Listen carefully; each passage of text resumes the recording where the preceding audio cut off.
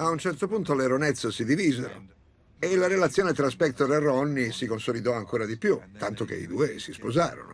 Quando Phil andò in pensione, Ronnie ovviamente si aspettava che lui le dedicasse molto tempo e che la aiutasse a progredire nella sua carriera, ma non fu così. Era un uomo che possedeva una casa discografica, scriveva tutte le mie canzoni e le produceva. Come avrei potuto pensare che sarebbe andato in pensione 2 mesi dopo il nostro matrimonio? Ci siamo trasferiti in una villa con 23 stanze e mi sono sentita allontanata da tutto, perché ero abituata a stare con la famiglia, le persone e poi all'improvviso il buio. Phil voleva il buio in casa.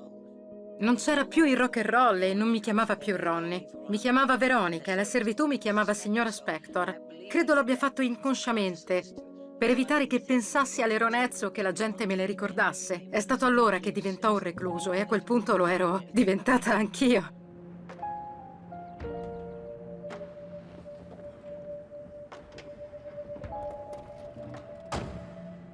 Le era permesso di uscire periodicamente, ma allo stesso tempo lui la obbligava a mettere una specie di uomo gonfiabile sul sedile del passeggero accanto a lei. In questo modo, quando usciva, la gente pensava che fosse in compagnia e non le si avvicinava. Ronnie, tu guidavi con quella cosa Sì, in lo macchina? facevo. Gail, avrei fatto di tutto per uscire di casa. L'unico modo per uscire era con l'uomo gonfiabile, ma era sempre meglio che non uscire affatto.